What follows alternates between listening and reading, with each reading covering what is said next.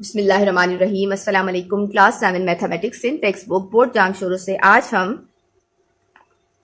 Unit 6 direct and inverse variation से exercise number 6.1 का question number 8, 9 और 10 करेंगे। इससे पहले मैंने एक्सरसाइज नंबर 6.1 के बाकी जो पहले वाले क्वेश्चन हैं 1 से लेकर 7 तक वो कर दिए हैं और उनकी वीडियो अपने चैनल पर अपलोड कर दी है। 1 से लेकर 4 तक जो क्वेश्चन हैं उनकी आपको सेपरेट वीडियो मिल जाएगी और 5, 6, 7 की वीडियो एक ही है, यानी कि क्वेश्चन नंबर 5, 6, 7 एक ही वीडियो में सॉल्व करके मैंने अपलोड किया है।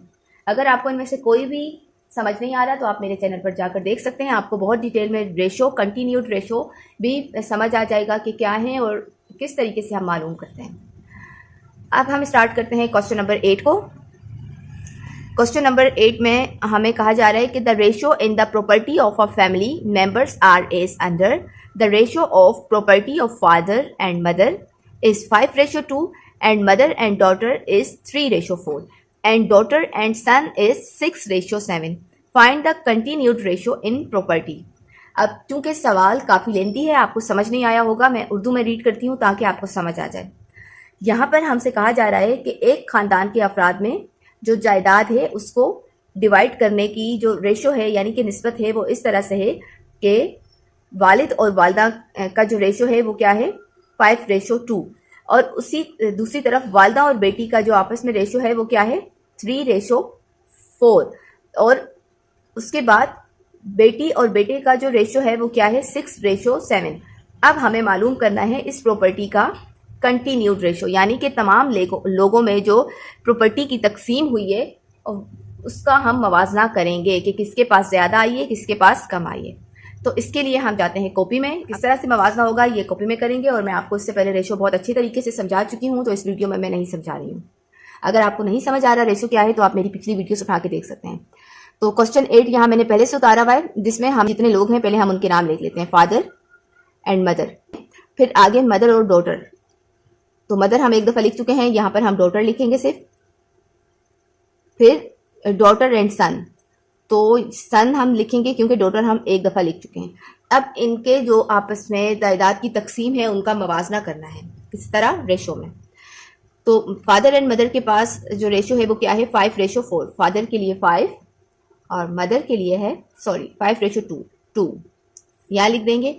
और फिर मदर और डॉटर का अगर हम कंपैरिजन देखें तो 3:4, मदर का है 3 हम नेक्स्ट लाइन में लिखेंगे और डॉटर का है 4 यानी कि 3:4।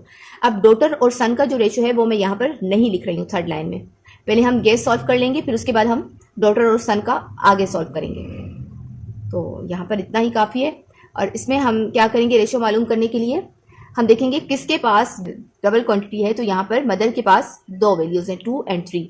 तो रेशो जब हम मालूम करेंगे तो इनका इंट्रोडक्शन किस तरह होगा, मदर से ही होगा, फादर का भी और डॉटर का भी, क्योंकि मदर के पास यहाँ पर 2 वैल्यूज़ ऊपर नीचे आ रही हैं। और इंट्रोडक्शन किस तरह से होगा, ऊपर से नीचे, यानी कि ऊपर से नीचे इस तरीके से, मदर का उसके अपने साथ और फिर मदर का यहाँ पर डॉटर के साथ भी ऊपर से नीचे। अब रेशो मालूम करने का क्या तरीका है, हम मल्टीप्लिकेशन करते हैं। 5 × 3 रेशो लगा दिया मदर का मदर के साथ, 2 × 3 तो टोटल उनका क्या हो जाता है। और फिर 2:4 डॉटर का मदर के साथ। यहाँ तक लिखने के बाद हम सिंपली इनको क्या करते हैं, मल्टीप्लाई करते हैं। 5 × 3 = 15, 2 × 3 = 6 एंड 2 × 4 = 8। इतना लिख लिया। अब हम क्या करेंगे, ऊपर हमारे पास डॉटर और सन का जो रेशो है वो अभी मौजूद है, वो हम नीचे उतारेंगे, सवाल ख़त्म नहीं हुआ। डॉटर का रेशो क्या है 6, वो डॉटर के नीचे ही यहाँ पर आ जाएगा, उसके जो वैल्यूज़ हैं उसके नीचे।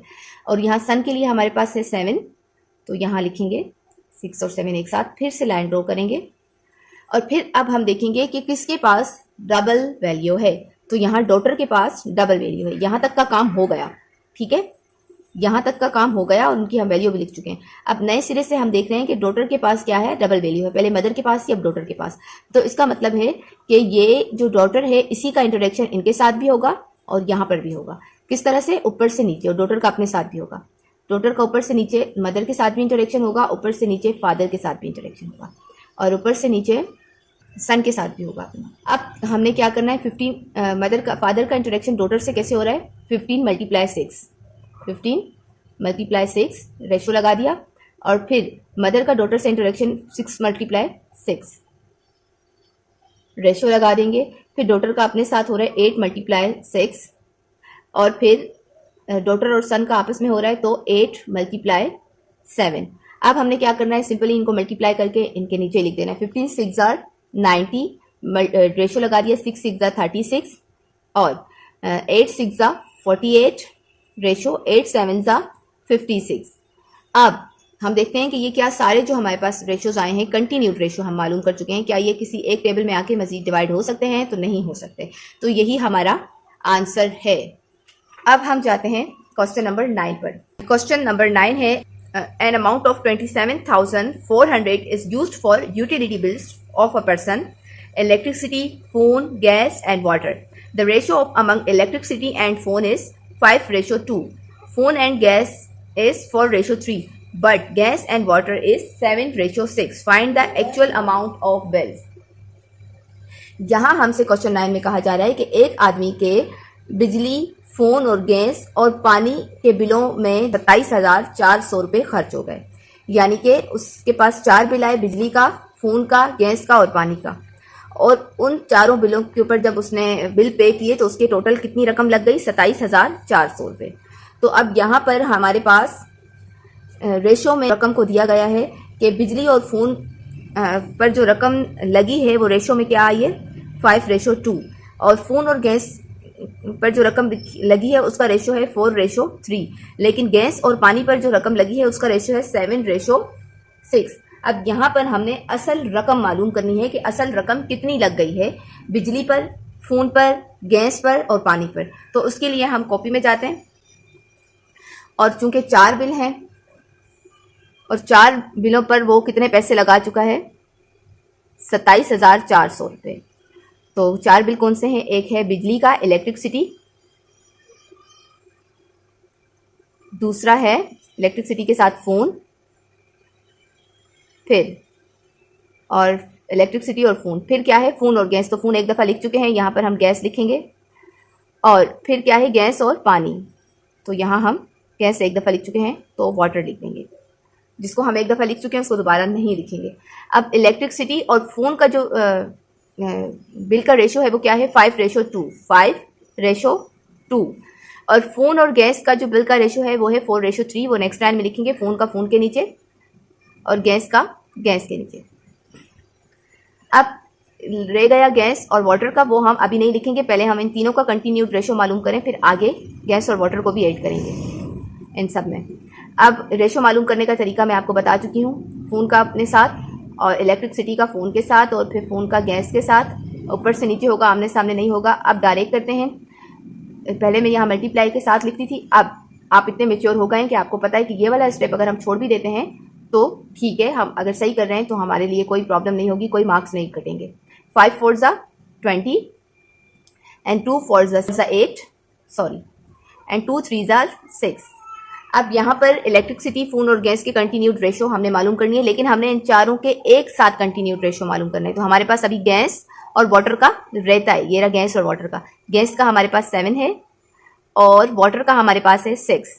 अब दोबारा चूंकि हम इन चारों का कंटिन्यूड रेशो मालूम कर रहे हैं तो हमें इन चारों को आपस में इंटरेक्ट करवाना है। तो पहले हम इन तीनों को आपस में इंटरेक्ट करवा चुके हैं, अब ये चौथा भी इसके साथ ऐड हो गया और तीसरा दोबारा से ऐड हुआ है। तो इनकी आपस में फिर से इंटरेक्शन होगी। तो रेशो मालूम करने का क्या तरीका है? ऊपर से नीचे, और फ़ोन और गैस भी ऐसे इंटरेक्ट करेंगे, गैस अपने साथ भी करेगा और गैस वाटर से भी इंटरेक्ट करेगा। अब 20 × 7 होता है 140, फिर 8 × 7 होता है 56 और 6 × 7 होता है 42, फिर है 6 × 6 इज 36। तो अब हम यहाँ पर इनका कंटिन्यूड रेशो मालूम कर चुके हैं। तो इसके बाद हमने क्या करना है, हमने देखना है कि क्या ये सब किसी एक ही टेबल में आते हैं, डिवाइड हो सकते हैं? तो हाँ, हो सकते हैं। 2 के टेबल से 2 70s आर 140, रेशो लगा दिया, and 2 28s are 556, again 2 21s are 42 and 2 18s are 36। अब ये जो यहाँ पर हमारे पास रेशो आए हैं, क्या ये मज़ीद डिवाइड हो सकते हैं? किसी टेबल में आते हैं तो ये मज़ीद डिवाइड नहीं हो सकते। अब चूंकि ये मज़ीद डिवाइड नहीं हो सकता और हम कंटिन्यूड रेशो मालूम कर चुके हैं इनका, लेकिन हमने क्या असल में मालूम करना है, कंटिन्यूड रेशो के अकॉर्डिंग ये जो रकम लगी है उस पर्सन की 27,400 रुपये बिल्स पे, तो हमने अलग अलग मालूम करना है हर बिल पर लगी हुई कीमत को। तो कंटिन्यूड रेशो के मुताबिक ही हमने इनकी कीमत को मालूम करना है। तो सबसे पहले हम क्या करेंगे, ये ऐड करेंगे। तो उसके लिए हम लिखेंगे सम ऑफ रेशो, मतलब कि जितने भी रेशोज हैं उनको हम सम कर रहे हैं। 70 multiply plus 28 plus 21 and plus 18। जगह कंजेस्टेड हो जाएगी इसलिए मैं यहाँ पर उतार रही हूँ। अब जब हम इनको ऐड करते हैं 70 plus 28 plus 29 plus 21 plus 28 plus 21 plus 18 को, तो हमारे पास टोटल कितने पैसे बन जाते हैं, 137। अब ये जो 137 है ये डिवाइड होंगे इन तमाम के शेयर्स के साथ, यानी कि इलेक्ट्रिसिटी पर जो पैसे लगे हैं उसको मालूम करने के लिए हम लिखेंगे इलेक्ट्रिसिटी को, और फिर इलेक्ट्रिसिटी का जो रेशो है वो क्या है 70। उसको लिखने के बाद जो टोटल रकम लगी है उसको यहाँ लिखेंगे 27,400 को मल्टीप्लिकेशन के साथ, और जो हमने सम अप किया है इन तमाम रेशो को वो लिखेंगे नीचे। अब हम इसको करेंगे डिवाइड। 137 क्या 70 से डिवाइड हो सकता है? नहीं हो सकता। तो हम देखते हैं क्या 27,400 से डिवाइड हो सकता है? हाँ हो सकता है। कैसे? 137 वन 137 और 137 को अगर हम 200 हमारे पास आता है 27,400। अब हमारे पास क्या आ गया 200, और अब ये मज़ीद डिवाइड नहीं हो सकता। तो हमने क्या करना है, 70 को अब हम मल्टीप्लाई करेंगे 200 से, तो हमारे पास क्या आता है 70 मल्टीप्लाई 200 इज इक्वल टू 14,000। इससे हमें पता चला कि इलेक्ट्रिसिटी के बिल के ऊपर 14,000 लगे हैं। अब हम आ जाते हैं फ़ोन के बिल पर। तो फ़ोन का बिल को मालूम करने के लिए जो फ़ोन का रेशियो है वो क्या है 28, वो लिखेंगे, और टोटल जो रकम है उसको मल्टीप्लिकेशन के साथ लिखेंगे 27,400, और फिर उसको डिवाइड करेंगे तमाम रेशो के सम अप से 137 से। अब 137 डिवाइड हो सकता है 28 से? नहीं होता। तो 27,400 से डिवाइड हो सकता है? हाँ हो सकता है। किस तरीके से? जैसे पहले किया था, 200 तक टेबल पढ़ें तो हमारे पास आ जाता है 27,400। अब ये मज़ीद डिवाइड नहीं हो सकते, तो हम 28 मल्टीप्लाई 200 करते हैं तो हमारे पास आता है 5,600। इससे हमें पता चला कि फ़ोन के बिल पर हमारे कितने पैसे उस पर्सन के लगे हैं, 5,600। अब आ जाते हैं गैस पर। गैस के लिए जो रेशो है वो क्या आया था 21, उसको मल्टीप्लाई करेंगे टोटल जो अमाउंट लगा है उसके साथ, और फिर इनको डिवाइड भी करना है 1,137 से। 137 21 से डिवाइड नहीं हो सकता, 2,400 से डिवाइड हो सकता है 200 पे। तो उसको डिवाइड करने के बाद 21 को मल्टीप्लाई करेंगे 200 से, तो हमारे पास आता है 4,200। यहाँ हमें पता चला कि गैस के ऊपर जो रकम लगी है वो क्या है 4,200 रुपये। अब रह गया है पानी, वाटर के लिए हमारे पास जो रेशियो आया है वो 18, और उसको भी टोटल अमाउंट के साथ हम मल्टीप्लाई करेंगे, लेकिन डिवाइड करना है इससे पहले 137 से। 137 18 के साथ तो डिवाइड हो नहीं सकता, तो 27,400 से हम इसको डिवाइड करते हैं तो ये 200 पे डिवाइड हो जाएगा, और फिर 18 को हम डिवाइड करेंगे 200 से, तो हमारे पास आता है 3,600। तो यहाँ हमें पता चला कि गैस पर जो रकम लगी है वो है 3,600 रुपये, यानी कि 3,600।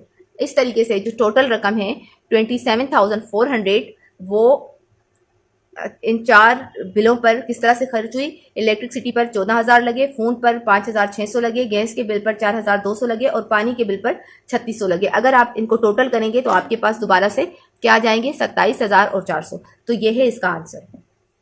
अब हम जाते हैं क्वेश्चन नंबर 10 पर। क्वेश्चन नंबर 10 है, a student purchased a copy of the book of mathematics, science, English and Urdu for class 7 for an amount of 675. The ratio among the price of book is as under. English Urdu is 2:3. Urdu and science is 2:5, and science and mathematics is 3:4. Find the price of each book. यहाँ पर मैं इसको उर्दू में आपको समझा देती हूँ कि ये सवाल हमसे क्या कह रहा है। इस सवाल में हमसे ये कहा जा रहा है कि एक स्टूडेंट ने 7वीं जमात की मैथ की, साइंस की, इंग्लिश की और उर्दू की किताबें खरीदी हैं। कितने रुपए में? 675 रुपए में। किताबों की जो कीमतें हैं उनकी जो निस्बतें हैं यानी कि रेशो हैं वो नीचे दिए गए हैं, इंग्लिश और उर्दू का, साइंस और उर्दू और साइंस का, साइंस और मैथ्स का। अब हमने क्या करना है, हर किताब की कीमत को अलग अलग मालूम करना है। तो पहले हम क्या करेंगे, कीमतें मालूम करने से पहले हम इनका कंटिन्यूड रेशो मालूम करेंगे, फिर उसके बाद ही हम इनकी कीमतें मालूम कर सकते हैं। तो इसके लिए हम जाते हैं कॉपी में, और कॉपी में हम पहले लिख देते हैं वो 4 बुक्स जिनका हमने रेशो के बाद कीमतें मालूम करनी है।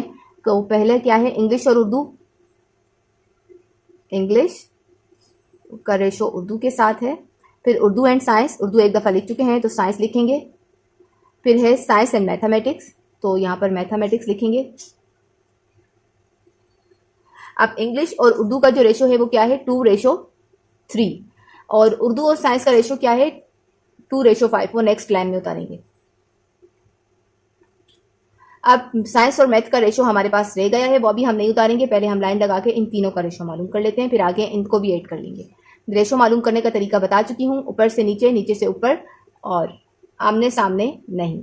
अब 2 2 4 एंड 2 6 या 2 3 6, 3 5 15। अब साइंस और मैथ रह गए हैं, इसको भी उतारेंगे। यहाँ पर साइंस के लिए हमारे पास क्या है, 3, और मैथ्स के लिए क्या है, 4। इसको उतार के अब दोबारा से हमने इनकी इंटरेक्शन करनी है एक दूसरे के साथ, ताकि कंटिन्यूड रेशो सबके मालूम हो जाए। तो जिसके पास डबल वैल्यू होती है उसी से सब इंटरेक्ट करते हैं, लेकिन कैसे, ऊपर से नीचे या नीचे से ऊपर। 4 3 12, 6 3 18, रेशो लगा दिया। 15 3 45, 15 4 60। अब यहाँ पर हम कंटिन्यूड रेशो मालूम कर चुके हैं। हम देखेंगे क्या ये मजीद डिवाइड हो सकते हैं किसी एक टेबल से, तो नहीं हो सकते। तो अब ये यहीं पर स्टॉप करने के बाद कंटिन्यूड रेशो को हमने इन रेशो के अकॉर्डिंग हर किताब की अलग अलग कीमत मालूम करनी है।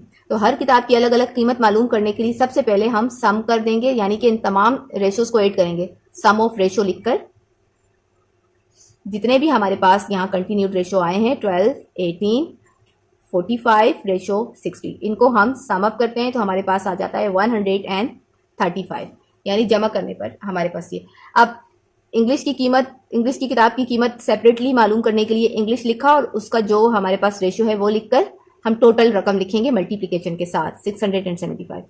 और ये जो कंटिन्यूड रेशो को हमने सम अप किया है वो हम नीचे लिखेंगे डिवाइड में, और फिर हम इनकी डिवीजन करेंगे। अगर 137 12 से डिवाइड होता है तो इससे करेंगे, इससे होता है तो इससे। 135 सॉरी, अब 135 12 से तो डिवाइड नहीं हो सकता, 675 से डिवाइड होता है तो आता है 5 से, 675 के साथ तो डिवाइड हो सकता है। तो 135 1 135, 135 को 5 के साथ मल्टीप्लाई करें तो हमारे पास आता है 675। अब ये मजीद डिवाइड नहीं हो सकते, तो हम 12 को 5 से मल्टीप्लाई करें तो हमारे पास क्या आता है, 12 5 60। इंग्लिश की किताब की कीमत हम मालूम कर चुके हैं, इंग्लिश की किताब की कीमत आ गई 60 रुपये। अब हम आ जाते हैं उर्दू पर। उर्दू की किताब की कीमत मालूम करने के लिए कंटिन्यूड रेशो से उसका शेयर लेंगे 18, और उसको मल्टीप्लाई करेंगे टोटल रकम से 775 से, और डिवाइड करना है जो कंटिन्यूड रेशो को हमने ऐड किया है उससे। 135 18 से तो मल्टीप्लाई नहीं हो सकता, डिवाइड नहीं हो सकता, 675 से डिवाइड होता है 5 पर।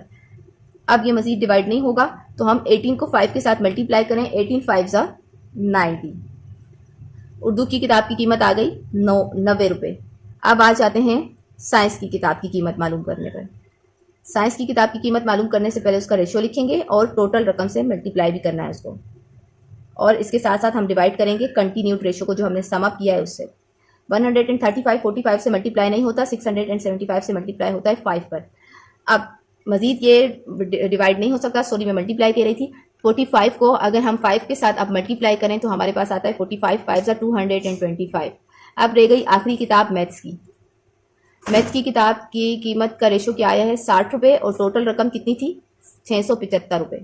675 से ये मल्टीप्लाई होगा और डिवाइड किससे होगा, 135 से।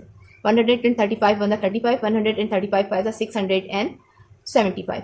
अब 60 को हम मल्टीप्लाई करते हैं 5 से, तो 65 300। तो यहाँ मैथ्स की किताब की कीमत भी हमें मिल गई 300 रुपये। इस तरीके से हम तमाम किताबों की कीमत कंटिन्यूड रेशो के बाद मालूम कर चुके हैं। कैसे कि इंग्लिश की किताब 60 रुपए की है, उर्दू की 90, साइंस की 2225 और मैथ्स की 300 की। अगर आप इस तमाम रकम को ऐड करते हैं, जमा करते हैं, तो आपके पास टोटल हो जाएंगे 675। इट मीन्स हमारा आंसर ठीक है। तो ये है क्वेश्चन नंबर 10 का आंसर। और आज एक्सरसाइज नंबर 6.1 के 10 के 10 सवालात अल्हम्दुलिल्लाह सॉल्व हो गए हैं। इनकी सबकी अलग अलग क्वेश्चन 1 से 4 तक की अलग अलग वीडियो आपको मिल जाएगी मेरे चैनल पर, और बाकी 5, 6, 7 एक वीडियो में सॉल्व किया है, 8, 9, 10 एक वीडियो में सॉल्व किया है। अगर आपके लिए वीडियो हेल्पफुल है तो वीडियो को लाइक, चैनल को सब्सक्राइब करें, दुरूद पाक पढ़ते रहें, दुआ में याद रखें। अल्लाहुम्मा रहम उम्मत मोहम्मद सल्लल्लाहु अलैहि वसल्लम। अल्लाह हाफिज़।